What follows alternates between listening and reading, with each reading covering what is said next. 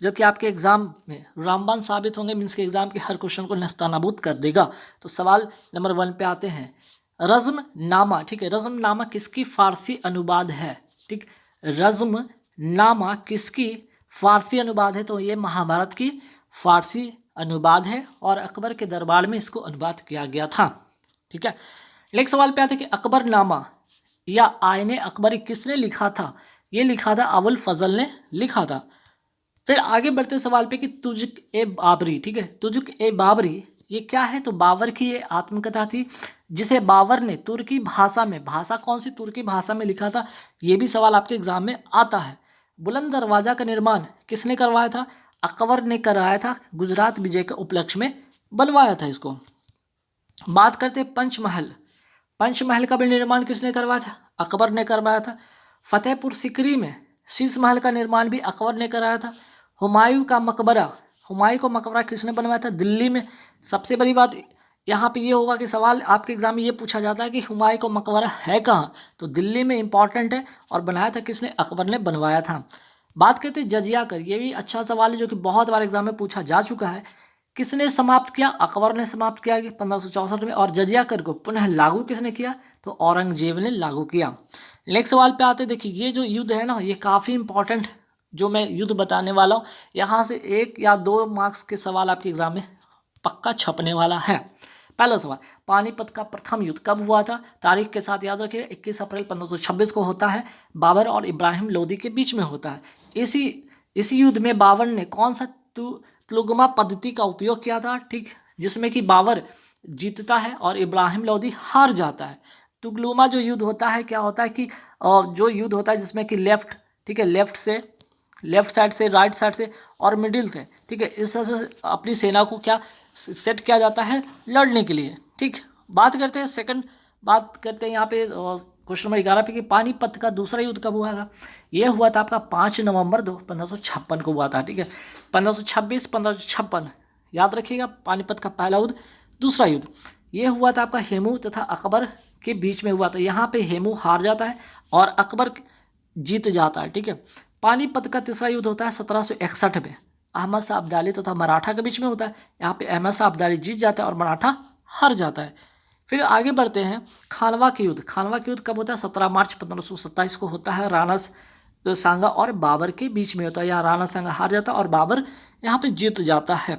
फिर बात करते हैं 27 के बाद आते हैं चंदेरी का युद्ध। 1528 में होता है। बाबर और मेदिनी राय के बीच में होता है। बाबर यहाँ पे जीतता है, मेदिनी राय यहाँ हार जाता है। फिर बात करते हैं घाघरा का युद्ध। घाघरा का युद्ध होता है 1529 में, बाबर और अफगान के बीच में। यहाँ पे बाबर जीतता है और अफगानी हार जाते हैं। हल्दी घाटी का युद्ध होता है 1576 में, अकबर और महाराणा प्रताप के बीच में। यहाँ पे अकबर जीतता है और महाराणा प्रताप हार जाते हैं। दीन ए इलाही की स्थापना किसने किया था? अकबर ने किया था।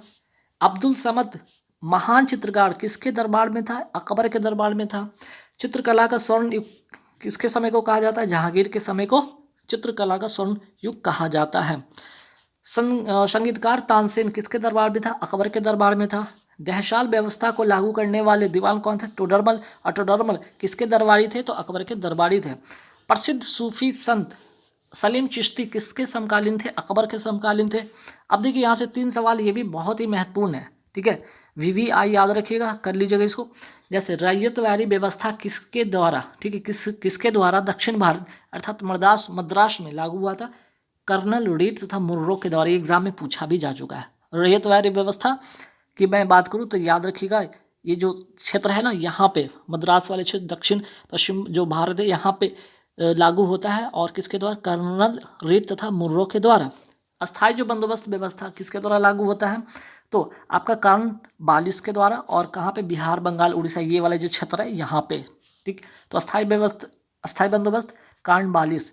महलवारी बंदोबस्त व्यवस्था किसने लागू किया था? हॉल्ट मैकेंजी के द्वारा।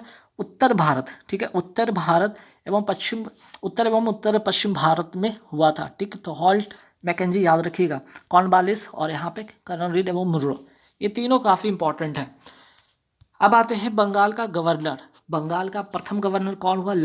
रॉबर्ट क्लाइव हुआ था। और 1757 प्लासी के युद्ध के समय यही था वो बंदा। ठीक है, बंगाल का पहला गवर्नर जनरल कौन बना? वारन हेस्टिंग बना। सवाल आपसे पूछ लीजिएगा, बंगाल भारत का पहला गवर्नर, या तो बंगाल का गवर्नर जनरल हो गया। अब बंगाल का गवर्नर भारत का गवर्नर जनरल होगा तो पहला कौन हुआ? विलियम बेंटिक हुआ। भारत का पहला वायसराय कौन हुआ? कैनिंग। इसी के समय 1857 की क्रांति होती है। स्वतंत्र भारत के पहले गवर्नर जनरल कौन हुआ? माउंटबेटन हुआ। स्वतंत्र भारत के पहले भारतीय गवर्नर जनरल कौन हुआ? सी राजगोपालाचारी हुआ। सी राजगोपालाचारी हुए। स्वदेशी आंदोलन के समय वायसराय कौन था? करजन था। कब का ये घटना है? 1905 का। असहयोग आंदोलन के समय वायसराय कौन था? चेम्सफोर्ड था। और असहयोग आंदोलन हुआ था कब? 1920 में। संविलियन अवज्ञा आंदोलन के समय वायसराय कौन था? इरविन था। और ये हुआ कब था आंदोलन? 1930 में। भारत छोड़ो आंदोलन के समय वायसराय कौन था? लिलिंथगो था। और ये हुआ था कब? 1942 में। भारतीय प्रेस का मुक्तिदाता किसे कहा जाता है? चार्ल्स मेटकॉफ को। वर्नाकुलर प्रेस एक्ट लागू कब हुआ? लिट्टन के द्वारा लागू हुआ 1878 में। वर्नाकुलर प्रेस एक्ट को समाप्त किसने किया? रिपन ने किया 1882 में। सती प्रथा को समाप्त करने वाला पहला वायसराय कौन था? William Bentinck. और 1829 में राजा राम मोहन राय के सहयोग से यह समाप्त किया। दास प्रथा का उन्मूलन कब हुआ? 1843 में एलन बरो के द्वारा। व्यापकत या डॉक्ट्रिन ऑफ लैप्स या हड़प नीति किसने शुरू किया? डलहौजी ने शुरू किया था। और व्यापकत सिद्धांत या हड़प नीति द्वारा सबसे पहली रियासत को अंग्रेजी साम्राज्य में मिलाया गया, सतारा को।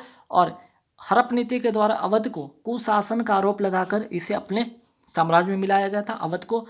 और इस समय अवध के नवाब कौन थे? वाजिद अली शाह। और याद रखिएगा, इसी हड़प नीति के तहत झांसी को गोद निषेध प्रथा के द्वारा अंग्रेजी साम्राज्य में मिला लिया गया था, झांसी को। सहायक संधि की शुरुआत किसने की थी? डुप्ले ने, फ्रांसीसी गवर्नर था। और भारत में सहायक संधि का प्रयोग सबसे ज़्यादा किसने किया? बेलेस्ली ने किया। पहली रियासत जो थी इस संधि के द्वारा हैदराबाद 1798 में, जिसने सहायक संधि को स्वीकारा था। इंदौर के होलकरों ने सहायक संधि को स्वीकार नहीं किया था, ये भी ध्यान रखना आपको। संवाद कौमुदी और मिरायतुल अखबार के संपादक कौन थे? राजाराम मोहन राय। ब्रह्म समाज के संस्थापक भी कौन थे? राजाराम मोहन राय। राजाराम मोहन राय को राजा की उपाधि किसने दिया? राजा की उपाधि अकबर द्वितीय ने दिया था। ठीक है। राजाराम मोहन राय का निधन कहाँ हुआ? तो ब्रिस्टल, इंग्लैंड में हुआ था। अमृत बाजार पत्रिका किसकी है? शिशिर कुमार घोष की।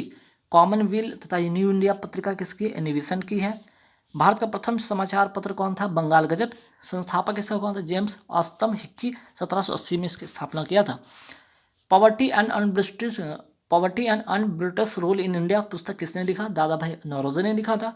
रस्त गुफ्तार पत्रिका किसकी? ये भी दादा भाई नौरोजी की है और पारसी में लिखी गई ये पत्रिका थी। इंडिया डिवाइडेड पुस्तक किसने लिखा था? डॉक्टर राजेंद्र प्रसाद ने लिखा था। इंडिया विंस फ्रीडम तथा अल हिलाल पुस्तक किसने लिखा था? अबुल कलाम आजाद ने।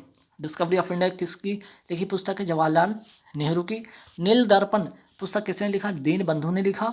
सत्यार्थ प्रकाश किसकी लिखी पुस्तक है? दयानंद सरस्वती के द्वारा लिखी गई यह पुस्तक थी। इंडियन स्ट्रगल किसकी लिखी पुस्तक है? सुभाष चंद्र बोस की। बंदी जीवन किसकी लिखी पुस्तक है? सचिंद्र नाथ सान्याल की लिखी पुस्तक है। और इस पुस्तक को, बंदी जीवन पुस्तक को क्या कहा जाता है? क्रांतिकारियों का बाइबल कहा जाता है। आनंद मठ किसने लिखा? बंकिम चंद्र चटर्जी ने लिखा। और इसी में वंदे मातरम गीत यहीं से लिया गया है, ये भी याद रखिएगा।